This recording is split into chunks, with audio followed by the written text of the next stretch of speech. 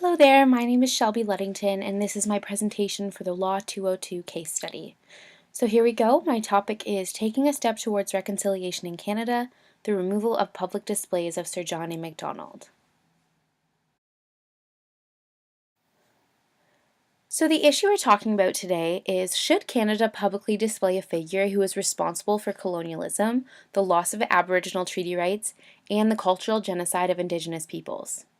So the debate we have going, and coming from the news article, is that the Elementary Teachers Federation of Ontario, the ETFO, placed a motion to rename all schools and buildings that are currently named after Prime Minister Sir John A. Macdonald, due to his key role in the colonization of Indigenous peoples of Canada.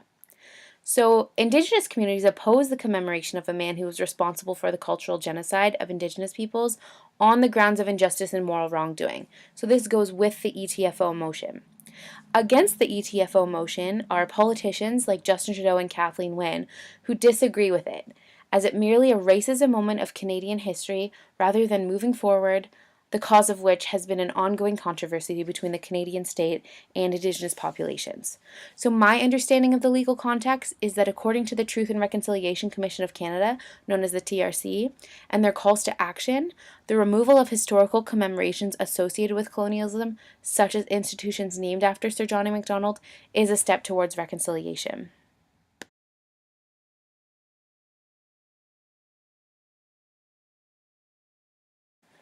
Sir John A. Macdonald was the first and third Prime Minister of Canada and the Minister of Indian Affairs. He initiated the Constitution Act of 1867 that gave jurisdiction over Indigenous peoples and their lands to the federal government in Section 91, subsection 24. He was the key decision maker in the elimination of Indigenous practices and the denial of Indigenous human rights in Canada through the Indian Act of 1876. He was also a key role in the development of residential schools that are responsible for the cultural genocide and death of Indigenous peoples. He also caused the displacement and assimilation of Indigenous peoples that detrimentally affected Aboriginal peoples over multiple generations, causing much generational trauma. So again, we are asking, should Canada publicly display a figure who is responsible for colonialism and the cultural genocide of Indigenous peoples?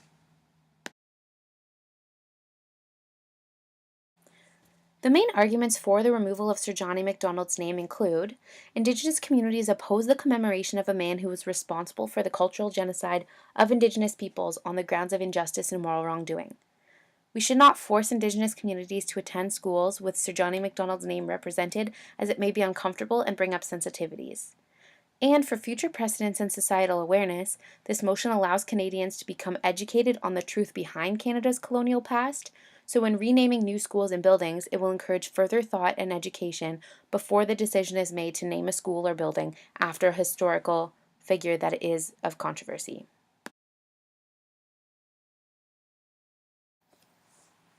The main arguments against the removal of Sir John A. Macdonald's name include the politicians, as I talked about, Justin Trudeau and Kathleen Wynne, and their disagreements with the ETFO motion, as they state it merely erases a moment of Canadian history rather than moving forward. The removal of Sir John A. Macdonald's name is an attempt to rewrite history.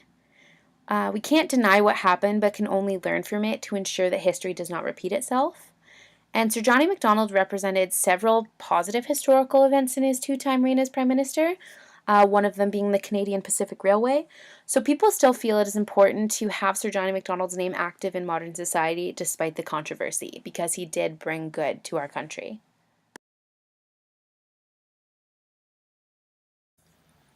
For the legal context in this issue, there are historical significances of Sir John A. Macdonald that are directly related to this news story. Examples include Sir John A. Macdonald's implementation of residential schools and his implementation of the Indian Act that both caused the generational trauma and removed Indigenous legal rights.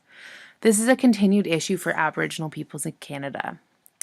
While there is currently no active legal action towards this current news story, there are so many people speaking out towards it that the Canadian government needs to get involved and take action to resolve the conflict.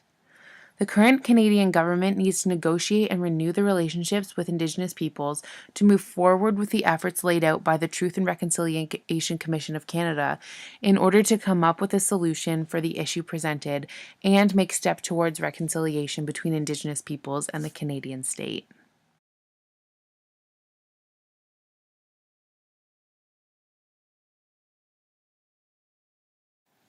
The Truth and Reconciliation Commission's call to action includes the right to call upon the federal government to provide funding to the Canadian Museums Association to undertake, in collaboration with Aboriginal peoples, a national review of museum policies and best practices to determine the level of compliance with the United Nations Declaration on the Rights of Indigenous Peoples, and to make recommendations.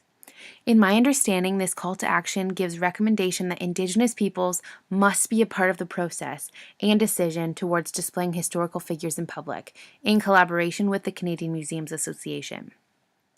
So it is saying that making recommendations together to try and find a balance between both the Indigenous and non-Indigenous concerns with the removal of Sir Johnny Macdonald's name is considered compliant with this particular call to action because they are looking into the United Nations Declaration on the Rights of Indigenous Peoples to find out if displaying Sir Johnny Macdonald's name is or is not infringing upon the rights of Indigenous peoples. Therefore, by following this call to action and collaborating between Indigenous peoples, non-Indigenous peoples, and the Canadian Museum Association when determining if displays of Sir Johnny Macdonald's name is compliant with the United Nations Declaration on the Rights of Indigenous Peoples and coming to a final solution together would be considered a step towards reconciliation and is something that the Canadian government should seriously consider. After taking into consideration both sides of the argument and the recommendation from the TRC's call to action, I have come up with 3 potential solutions for this issue. The first is to remove Sir Johnny Macdonald's name from schools and all public displays, to remove the controversy, but potentially lose the historical importance of Sir Johnny Macdonald and cause animosity between the Canadian government and Aboriginal peoples. The second is do not remove Sir Johnny Macdonald's name from schools and all public displays, but halt the process of reconciliation between Indigenous peoples and the Canadian state.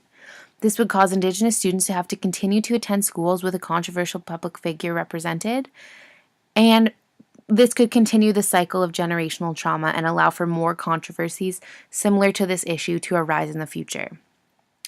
The third option, which I believe is the best option, is to keep the current displays but limit the use of Sir Johnny Macdonald's name in the future. Also, to implement more historically and culturally important Indigenous figures publicly in society, and to educate both Indigenous and non-Indigenous children and adults about the positive and negative effects that Sir Johnny Macdonald had on Canada in history. This would still be considered a step towards reconciliation because it allows for potential harmony between the conflicting views on the displays. In my recommendation, it would be most beneficial for the Canadian government to use the TRC's call to action from the last slide to encourage a healthier relationship between Indigenous peoples and the Canadian state for future controversies that may arise. Thank you very much for taking the time to listen to my presentation.